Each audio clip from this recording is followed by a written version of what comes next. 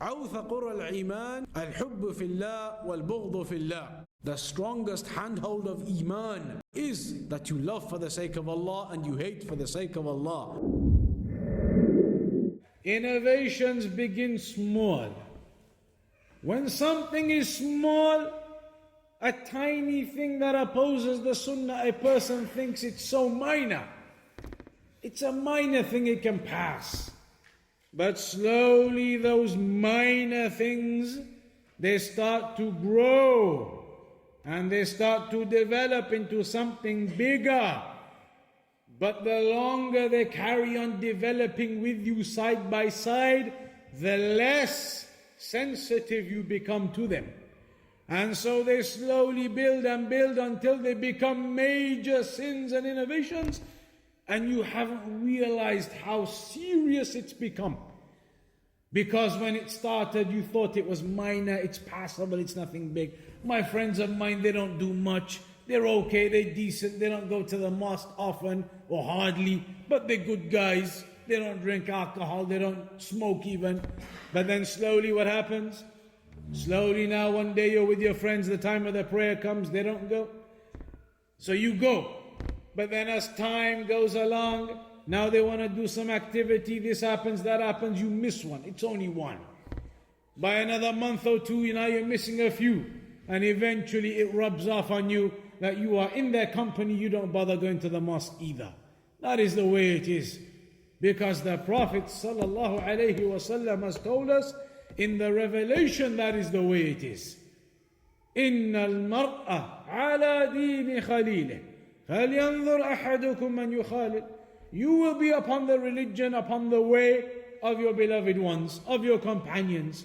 If they are not practicing the religion, don't stand there and say, but I'm solid, I'm firm. These are my friends from 20 years ago, I always hang around with them. Eventually you will become weaker and weaker because all of your company is down there upon weakness, not practicing. If you want to strengthen yourself, then you need to find the company of righteousness and piety, so that when you see them practicing, it encourages you. You see them mentioning ayat and hadith and quoting from the Prophet ﷺ, reminds you of your obligation to Allah, reminds you of your existence upon this earth and what the purpose of it is. You're with these friends and the time for the prayer comes, so they get up and they get ready to go to the masjid. So it encourages you, you get up and you stand and you get ready and you go to the masjid. These are the benefits of the righteous companions. Then on top of that, another point here. All of that so far regarding your practicing and sins. If you are with the bad company, you will eventually start falling into sins, because you will see them as something minor, and then they build and build and build with that company, and you become normalized to it. You become habituated to it, and you don't see it as anything big or a sin anymore because of the company and everybody's doing it. That is the ill effect of the bad company. But with the other point also, bad company doesn't always have to be the ones who aren't practicing their religion, the ones who are sinners. That's what we've been talking about so far. Having the company of people who are not practicing, they don't pray, they're upon haram, they're smoking, they're this, they that. If you are going to be with that type of company, you're going to fall into backbiting, storytelling, lying, haram, missing the prayers, iman decreasing. That's going to happen in that type of company. There is another type of company who are practicing, and they are praying, and they go to the mosque, yet their company is still bad for you. How and what does that mean? That is what we were speaking about briefly, the people of the Sunnah and the people of innovation. If now your company are practicing Muslims, but they are from the Khawarij, they are from the extremists, they are from the Takfiris, you say, but my company is good. These people, they pray, they fast, they go to the mosque, they read in the Quran all the time. Righteous company or not? It is not considered righteous company. People of innovation are not righteous company. How? because of the narration we just quoted, إِنَّ الْمَرْءَ عَلَى دِينِ خَلِيلِهِ فَلْيَنْظُرْ أَحَدُكُمْ مَنْ يُخَالِلُ. You will be upon the religion of your beloved one. So look to whom you accompany. If your beloved ones are now practicing Muslims, but they are people of innovation with deviances and misguidances, then they will impact upon you in those deviances and misguidances. And that is what we mentioned from the quote of Shaykh Rabi', where he said, people of the Sunnah, we used to know them strong people of the Sunnah with us. When they began accompanying the deviants, the people of innovation, then slowly they started falling back and back and back until they fell in with those people of innovation. So now if your company is practicing Muslims, but they are not people of the Sunnah, then the Prophet ﷺ is telling you, you're going to end up upon that way. You're going to end up into those deviations and those innovations. You are with these people and you see them doing some innovation, as Imam al-Barbahari said, maybe you think that's minor. It's minor. It's an innovation, but it's not too bad. Slowly they carry on doing it, repetitively, constantly. You see it all the time, you're around it all the time, until eventually you start thinking it's okay, that act is passable. Is it really an innovation? You belittle the affairs until eventually they fall upon you and corrupt you. If your companions were the Sufis, the Jama'atul Tabligh or others, and you're sitting with them and you're listening to their stories, listening to various stories that they will tell you about their Sufi ways, about the Imams who go to paradise at night and the Imams who live in the pearls, in the sea. All of these types of stories, you sit there and you listen, it will start to impact upon your heart. And all of this spirituality, it's all about the spirituality with Allah. Even though you may not be practicing your religion barely, as long as you have the spirituality. So now you go away thinking that's all it is. I need to build this spirituality with Allah, even though you don't learn anything about the religion, you don't learn Quran, you don't read the Quran, you don't do anything, but they've taught you it's all about your love and your connection. How are you going to build this love and connection without the Quran and the Sunnah?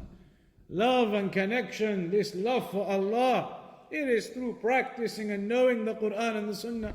قُلْ إِن كُنْتُمْ تُحِبُّونَ اللَّهَ فَاتَّبِعُونِي يُحْبِبْكُمُ اللَّهُ وَيَغْفِرْ لَكُمْ ذُنُوبَكُمْ. Say that if you truly love me, love me, then follow Allah. If you truly love Allah, قُلْ إِن كُنْتُمْ تُحِبُّونَ اللَّهَ. If you truly love Allah, then follow me.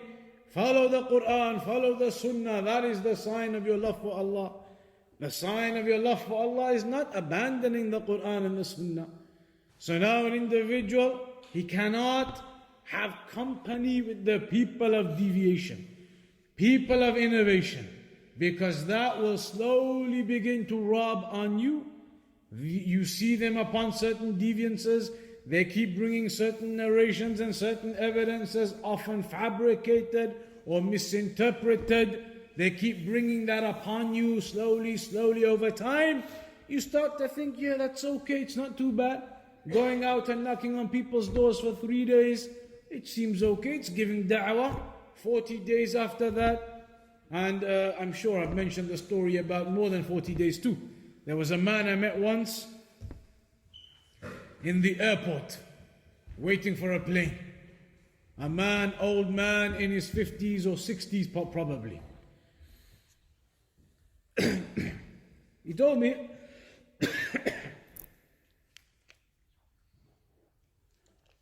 this elderly man in the airport once, several years ago, began talking, waiting for the plane. He says, I've been to the UK. He wasn't from here, he was from some other countries. But he said, yes, UK, I've been to the UK. I've been to the UK once. He said, I came and I landed in Heathrow Airport. I told him, Heathrow, yes, one of the airports in London. He said, I landed in Heathrow Airport. He said, where's, Dewsbury? In the north, near Leeds. He said, yes, I landed in Heathrow Airport, then I went to Dewsbury. That's not the point though. The point is, he told me And I have no reason to doubt him. No reason to doubt him.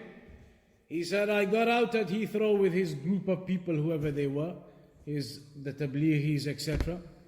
And he said, we walked out of the airport, walked out of the compound of the airport, and began walking. And they walked to Dewsbury, stopping every day at some mosque that will take them in, relaxing, sleeping the night, giving their bayan, be good to your neighbor, smile. Next mosque, the next day stop. And they did that all the way until they walked to Dewsbury, tells me. And it is very possible. It is very possible. Could be done. It would take a long time, but that is the way it is. He said, we walked and we did our tabligh from Heathrow to Dewsbury, stopping at some mosque every night, giving our bayan, sleeping, eating, get up, walking further, stopping at the next mosque, stopping, walking, next mosque, all the way until they reach Dewsbury, he says. A person may hear stories like this, think, MashaAllah, look at the zeal and the effort in giving da'wah. And the reality is, when you look at the Quran and the Sunnah, you think, why? What zeal and what effort? You take the magic bus, £1 or whatever it is. Why are you going to walk all of that distance? How many pairs of shoes are you going to get through? All for nothing. No Quran, no Sunnah tells you to do that. Who has told you you need to walk 300 miles or whatever it is, giving da'wah like that? Who has told you to do that? And the da'wah that they give, it is not da'wah bringing you back to understanding the core of your religion. It is, come to the mosque. Okay, we're going to go to the mosque. I don't even know how to pray. I don't even know what my aqidah is. Who is Allah? What is this religion? I've never really practiced. All they'll tell you is, no, it's okay, just go to the mosque and pray. You're praying and you have no idea why you're really praying, who you're praying to. Who is Allah? Who is the Prophet Muhammad sallallahu alaihi wasallam? What is this religion in detail? You've been on the street all of your life. You've been on drugs and all sorts and whatever else. Now they tell you, come to the masjid, you come, and then what? What are you going to do? What do you understand? This is the way of the da'wah that is not accurate. Da'wah is to teach the people the core of their religion, to teach them aqidah, teach them tawheed, teach them how they're going to enter paradise by worshipping Allah alone. But the people of deviation, whether it be the takfiris, the khawarij, the likes of Al-Qaeda and Al-Muhajirun and Hizb al-Tahrir and these types of groups, who are no doubt distorted in their understanding of the Quran and Sunnah, deviated in their understanding of the Quran and Sunnah, whereby they believe, yes, it's permissible to commit these acts, and they believe that. It's permissible to do it. This is revenge against the kuffar. Haram. Who has made it permissible for you to go and kill innocent men, women and children? Who has made that permissible for you? The religion certainly did not make that permissible for you. So if you have company with the people of innovation, even though they may be people who are praying, people who are going to the mosque, people who are not doing the haram, no drugs, no alcohol, no smoking, they're not doing any of those things, you think this is righteous company. But the reality is, if they are upon deviation, then that is not classed as the righteous company whatsoever. That is classed as the company that will deviate you along with them. They will turn you into a takfiri as they are. They will make you believe in the end there isn't a single Muslim country on the face of the earth, not even Mecca or Medina, they are not Muslim lands. They will eventually convince you if you stay with them long enough, because you haven't got the right understanding of Islam, you haven't learnt it from the right sources. So when you go to people and you lend them your ear, lending them your ear, you lend them that input into your heart, and they can impact upon you.